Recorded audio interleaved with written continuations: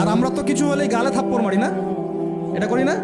এই হাদিসটাও মনে রাখবেন, মানুষের গালে মারা নিষেধ আছে, জানতেন? আর মানুষের চেহারার মধ্যে মারা নিষেধ আছে।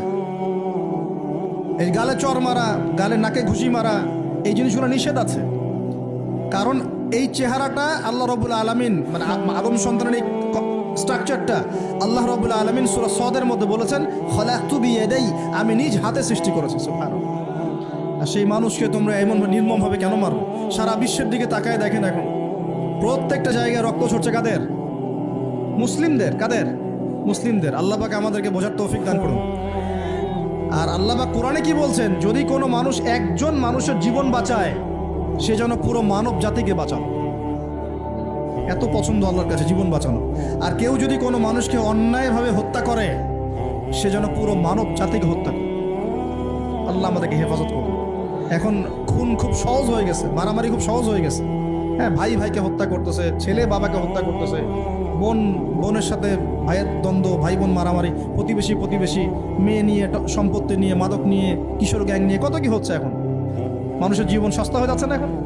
আল্লাহ পাক এগুলো কিয়ামতের আলামত। নবী সাল্লাল্লাহু আলাইহি ওয়াসাল্লাম বলেছেন, ওয়াল হারাজ, কিয়ামতের আগে আগে হারাজ বাড়বে। হারাজ, সাহাবীরা বলছেন, মাল হারাজ, হারাজ কি ইয়া রাসূলুল্লাহ? তিনি বলছেন, আল কতল, গণহত্যা বাড়বে, গণহত্যা। কিয়ামতের আগে আগে খালি গণহত্যা বাড়বে। দেখছেন না এখন? সারা বিশ্বের দিকে তাকায় দেখেন। যাই হোক, এই আদ এবং সামুদ জাতিকে আল্লাহ পাক ধ্বংস করলেন। এখন সামুদ জাতিকে ধ্বংস করলেন কেন? অহংকারের কারণে, কুফর শিরকের কারণে এবং মানুষকে পিটানোর কারণে। আল্লাহ বলছেন ওদেরকে ধ্বংস করেছি কি দিয়ে? সয়হাতান ওয়াহিদা। এটা ভালো করে মনে রাখবেন, সয়হাতান ওয়াহিদা মানে একটা শব্দ দিয়ে, প্রচন্ড ধুম একটা শব্দ, খালি এই এক শব্দে সবার কানের পর্দা ফেটে ফুটে জান বের হয়ে গেছে। আল্লাহু আকবার। এক শব্দে মানে ওদেরকে আলটিমেটাম দেওয়া হয়েছিল, তোমরা কি ফিরে আসবে? ওরা বলছে যে কি শাস্তি আসেন নিয়ে আসো।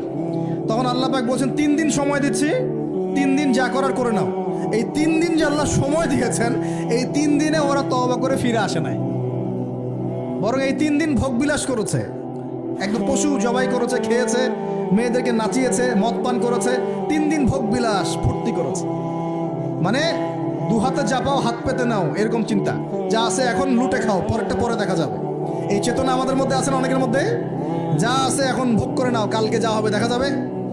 হ্যাঁ, কালকে যা হবে দেখা যাবে, এখন যা আছে নাও, ভোগ করো। এই চিন্তা ছিল ওই 3 দিন সামুদ জাতির। ওরা ভোগ বিলাসে লিপ্ত হলো। হঠাৎ সকালবেলা তুম শব্দ, পুরো বিশ্ব, ওদের পুরো রাষ্ট্রটা কেঁপে উঠলো এবং সবগুলো মারা গেল। একটা শব্দ সব মারা গেল। সূরা কমার পরে দেখেন, সয়হাতান ওয়াহিদা, একটা মাত্র শব্দ দিয়ে আল্লাহ ধ্বংস করেছে। তার মানে আল্লাহ ধ্বংস করলেন পানি দিয়ে, আল্লাহ ধ্বংস করলেন বাতাস দিয়ে, এবার ধ্বংস করলেন শব্দ দিয়ে, বিদ্যুতের শব্দ দিয়ে। কেন ধ্বংস করলেন? পাপগুলো মনে রাখবেন, অহংকার, কুফর, শিরিক, আর কি হিংসা। তারপরে বললাম এই যে মানুষকে মারা, হ্যাঁ, শয়তানের তাবেদারি, মানুষকে মারা, এগুলো মনে রাখবেন। পাপগুলো মনে রাখতে হবে মাথার মধ্যে, কোন কোন পাপ, এবং এগুলো থেকে বাঁচতে হবে আমাদেরকে ইনশাআল্লাহ।